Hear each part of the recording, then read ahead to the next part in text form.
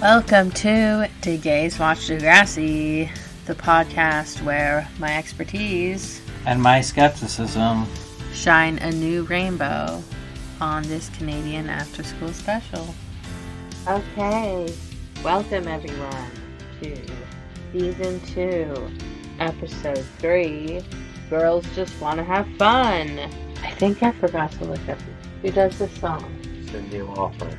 Can I Google real quick what year it's from? No, but it's from the 80s. Can't believe you didn't know Cyndi Lauper. Girls just wanna have fun. I do like that song a lot. And I like Cyndi Lauper. She also does the good love song, right? Like the Goonies one. Yes. Very fond of the Goonies. If you can't tell, I like all that coming of age bullshit. All right. But I will start us off with the synopsis of this episode. Spike reveals that her old crush, Simpson, is her new boyfriend, even though he's Emma's teacher. When Emma begins to feel confused and left behind by her mom, she and Manny sneak out to the senior dance, where Emma is left behind again.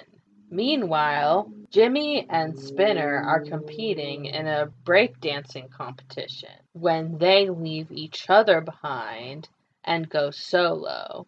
They don't end up with what they want either. That is the synopsis. Okay, well, without further ado, let's get started into the episode. We start off the episode seeing Emma getting the news broken to her. Her mom is dating her teacher. There's a long history of this from Degrassi High. Simpson and Snake have been good friends. Simpson and Snake have been good friends. Hey, Simpson! Hey, Snake! Snake and Spike, God. They've been friends for a while, and Spike had a thing for Snake, but he didn't really reciprocate. Snake had for Spike, or Spike for Snake? Spike Ew. for Snake. But he's gangly and tall. Sorry, gangly tall people need love too, and can reject whoever they want. She also dated this punk kid who I think was British, I forget. But she had some questionable choices. I mean, Shane, obviously. Emma's been telling Manny about the surprise of her mom's new boyfriend, and right at that moment, they see Mr. Simpson with all this gum in his shoe. I've got myself in a bit of a sticky situation. Also, it's way too much gum. It's covering his entire shoe. Did someone just eat an entire packet and then just whack it out? It's so contrived. It's ridiculous. Emma says, I'm fine with this and you can be too, even though we can kind of tell that she's not. Liberty and Mohammed are announcing the senior and junior dances together. Mohammed, he only appears a few times. We see him, I'm pretty sure it's Mohammed. We see him announcing this dance. He only appears one other time, which is in future episodes when Terry is modeling and he makes fun of her for being fat and being a plus size model. Mohammed doesn't appear in that many episodes, as I've said, but this is when we first meet him. I guess maybe he is the president of the student body, maybe we're led to believe. I think Liberty's probably still secretary. Seems like Ashley probably is done with that stuff now that she's kind of changed up her life slightly. But the point of this is that they are announcing the junior and senior dances. There's a junior dance happening during lunch that Mr. Simpson is DJing, and then a senior dance at night that is being DJ'd by local radio hosts. Do you remember, radio people being at your... Never. That seemed a little bit interesting to me, too. We had some interesting performers at our school dances, but never, local radio people. They also announced that there's going to be a breakdancing competition, and Jimmy and Spinner are all over it, gonna perform together. This is the first fashion crime ticket of the episode. You guys want a real fashion crime? Paige, you love it, don't you? Paige is wearing her classic colored sunglasses, but she is also sporting the super of the time scrunchy headband. They were these headbands that looked really small. They were like almost bracelet sized, but then you could stretch it out over your head and, pull your hair back because that was the cool look at the time. And we also get the first appearance of Marco. He is ironically dressed kind of like Mario. He's wearing like a red hat, and that's kind of funny. He's also has glasses in this first scene, and he doesn't have glasses in the future. But he's like a great dancer, and they're like, oh my god, he's gonna walk away with it. Heather Sinclair had a sock hop. Yes, Heather Sinclair gets a shout out from her grade 3 sock hop. Paige is saying that Spinner's dancing is even worse than that. That's how bad it is. She says, you want to win? 2 words. Go solo. Jimmy really takes that to heart. And even the artist Drake took that to heart. Exactly. Except for his OVO brothers. I wonder if he ever won Leaf tickets for being such a good rapper. Probably. He probably has, like, I don't know, do they have boxes in hockey? I don't know how hockey works. He has a good seat in the arena for the hockey game. LOL, what Flash animation would you find on the web? I would show everyone forehead shave cut. When Flash animation was first a thing, even before YouTube existed, I remember watching videos on websites like Albino Black Sheep, and forehead shave cut was one of my favorites. I saw this woman, and there she lay. What did you do? I hit her with a beanbag. Look it up, it's on YouTube now. Rest in peace, Flash. My Discman! Just like Discman. Manny and Emma start evaluating Mr. Simpson, like, how could your mom be attracted to him? Nice smile, cute, he's tall, he's funny, and cool in his dorky Mr. Simpson way. So overall, for an adult, they can see how her mom's, they don't really see it, but Then Manny and Emma run into Craig and Sean. I guess the weirdness about them dating the past is over. They establish that they can't go to the dance because they're juniors. Neither can Sean. LOL, sucks for him. Craig says, hey, maybe next year. And Manny says, he's so into you. How wrong you are, man. And Emma has another written on notebook. It's not the same one from last season, which makes sense, but she's still drawing on her notebooks. So I love that. So Jimmy tries to break things to Spinner gently. Maybe you should do the music, I'll do the dancing, we'll work to our strengths. He tells him he moves like a wounded polar bear. And Spinner says, I can't dance because I'm white. Polar bears are white, I'm white, and you're a racist. I'm not saying you can't dance because you're white. I'm saying you can't dance because you suck. It's like some of the funniest lines of Degrassi. Spinner fires him on the way out. And then, you can't fire me. Classic best friend breakup. It's really funny. Especially Spinner's whole, you're racist. I mean, so many ways in which that's incorrect. Toby and JT have the exact same glasses that Muhammad's and Liberty were wearing. Oh, good spot. That's hilarious. They're also wearing these really colorful 80s style suits, which come up later in the season when, spoiler alert, it's the marriage episode, Snake and Spike. This is why we don't give spoilers. They get back. Spike and Snake and Spinner are getting married, and they're trying to weasel their way into the bachelor party. They wear the same colorful suits. And Joey thinks they're selling something. It's pretty hilarious. He meant to be like David Bowie or something. Yes, Snake is dressed up like David Bowie, wearing eyeliner, colored hair, and like the swish look. And he's playing the classic Zit Remedy song. What? Liberty says, this girl likes to party all the time. Emma's just horrified and... Song sucks. I love it. Oh man, I love it so much. I need to get Zit Remedy on the soundboard. They're walking into girls' night. They have VHSs. Who's Elvis Costello? Yeah, who is Elvis Costello? Spike is ditching out on girls' night for Elvis Costello, and I have no idea who that is. And then Emma's kind of digging at her mom, saying the DJ to their dance sucked, knowing that it's her boyfriend. You know, wow. Immature move, Emma. Granted, she is 13, but, you know, she's disappointed in her mom. Ooh, what kind of chips is Manny eating? I'd say product placement, but I can't tell. 7 Slammin' Spices. So they decide to crash the seniors' dance and go check out Craig and just do it. Emma tries to dress up like Cyndi Lauper, but accidentally ends up looking like her mom and is like, oh, forget this. But Manny's like, no, we're going to do this. Manny has a wig on and like a weird hat. I'm a little lost on Manny's look.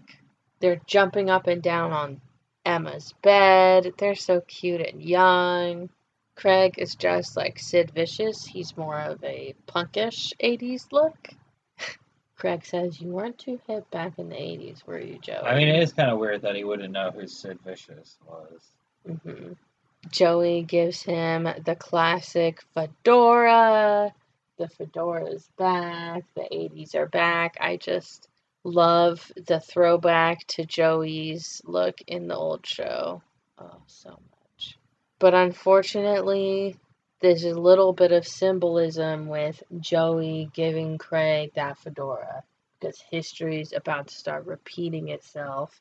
Craig is about to repeat a bunch of Joey's mistakes from the 80s. One of my favorite page lines in Degrassi history when Terry and Ashley come up to the 80s dance. Paige says, gross me green, like totally. I quote that one all the time. Very funny. Emma and Manny get Craig to agree to meet them at the East door and help sneak them into the room. As a kid like that, I would not know where the East door is. Like, okay, is it the one that way or that way? The one by the gym. The one. Right? I never thought about that. That's pretty funny. We see Spinner breakdancing really poorly, but we see a Michael Jackson ex-glove come up and sneak and steal his CD, switch it with a different one. This is the whatever it takes moment of the episode. Whatever it takes! Because Jimmy is doing whatever it takes to beat Spinner to win these stupid Leaf tickets that they're probably just going to use to go together. Why are they even competing? They're sneaking in through the boiler room, which, you know, is one of the classic Degrassi rooms. In the 80s, Degrassi, the boiler room explodes, or in junior high maybe, so it causes a fire that makes some of the schools have to combine. Then, in future Degrassi history, the boiler room is where lots of things go down, like Bianca giving a BJ to Drew, and Becky and Drew getting caught and almost dying when they're trying to escape a storm. Manny and Emma look like they're having fun, getting close to Craig. Spinner comes in with his frosted tips, passes Marco, and says, you're going down, buddy. So funny. Jimmy is dressed as Michael Jackson, and Spinner doesn't even realize that, which is pretty hilarious. Finally, they get past Mr. Ratich, and they get into the dance. It's finally time for the competition.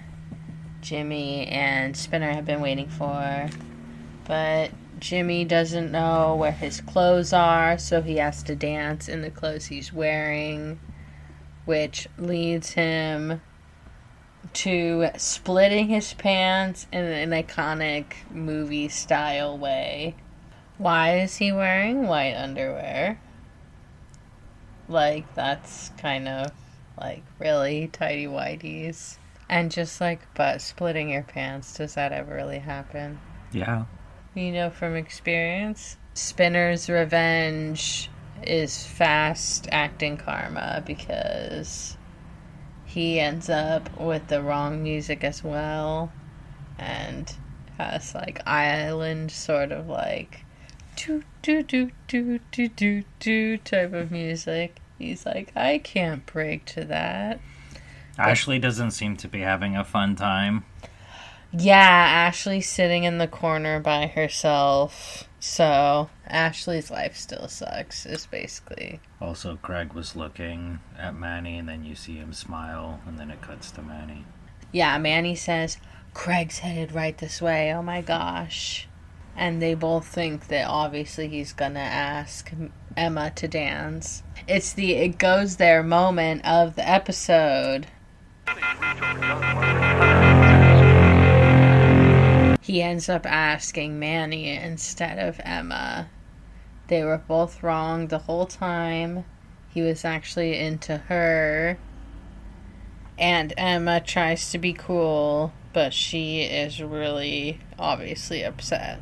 In this moment, Emma's getting left behind by Manny in the same way that she is getting left behind by her mom. Her mom's dating someone, breaking plans, not doing stuff with her. And this is what's happening with Manny too. And this actually starts like the biggest rift in their friendship. They've been together through everything so far, and this is the first time that they're like sort of not understanding each other, and that is a continued plot thread throughout many seasons. The strain in their friendship because of boys.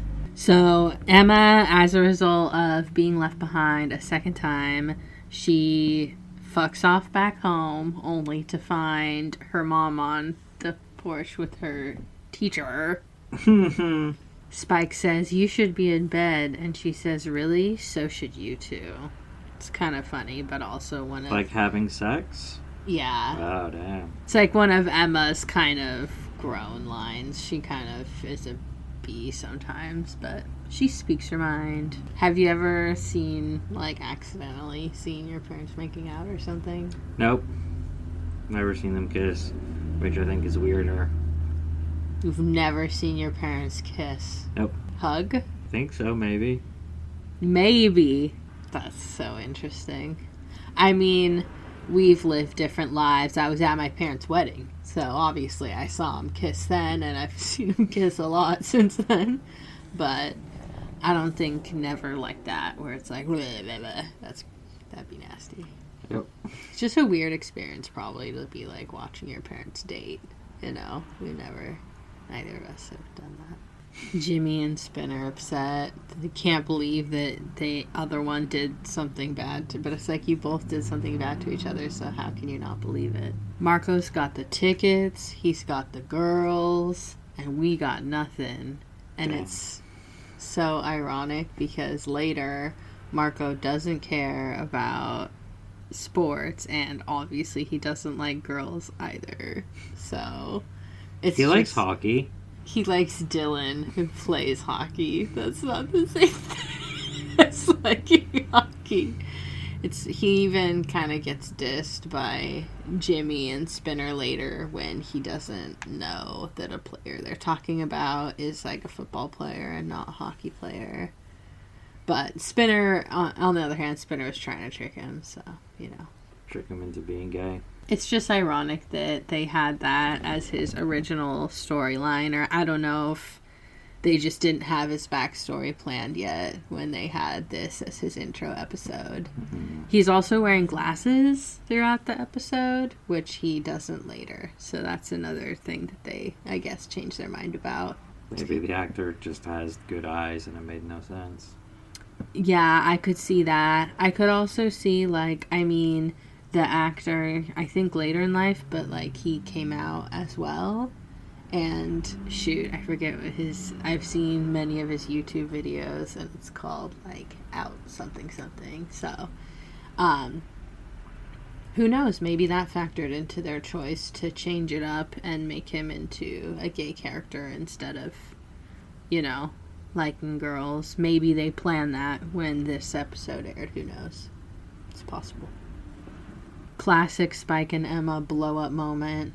Very similar to the first, the season 1, episode 2, when they have a huge blow-up after Emma almost, when they find her at the hotel with the creepy man. They have a very similar argument at that point where they are yelling at each other, but yelling at each other leads to a breakthrough. And that's why I'm calling this the make it through moment of the episode. I know I can make it through.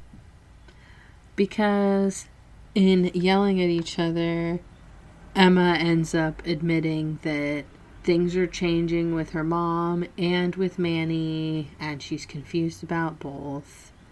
And her mom gets the opportunity to say, you're always going to be the most important thing to me, and that's never going to change. Unless she gets pregnant with another baby. Yeah, but who would have a second accidental pregnancy in their life? I mean, come on. Another one of the funniest moments of the episode is, you shouldn't be at some dance dressed up like me. And she says, I'm not you, I'm Cyndi Lauper. Spike says, I don't care who you are. Wow, I butchered that. Fashion crime ticket. Emma's still wearing her plasticky, watch that they both have. You guys want a real fashion crime? Those were so cool at the time. Spike says, nice work on the do. Emma says, you did this every single day. Big throwback to the 80s show. Although there are some episodes where I was like... Also, she didn't do her hair. It was probably the stylist for the show. Yeah, probably. Still would have had to get there early, compared to Snake, who just has to roll in bald. He used to have more hair in the 80s one. Find Joey, he rolls in bald. But that is the end of this episode. Girls just want to have fun. Emma doesn't end up having that much fun, but... 7 Slammin' Spices. Thank you for listening. We will catch you on the flip side for Season 2, Episode 4, Karma Chameleon. You know, the song. Karma, chameleon. Always makes me think of that scene in The Office when the acapella guys sing it. Oh, yeah. Join us for Karma Chameleon. Ashley's still on the outside, but maybe her friends are ready to forgive her. Jimmy and Paige are starting to be nice to her, and then Sean has her out. Everything's going her way until her old friends find out about her new date. Do you think that that's going to be drama? You know it. It's Degrassi. Ashley Downfall Part 2. My disc man!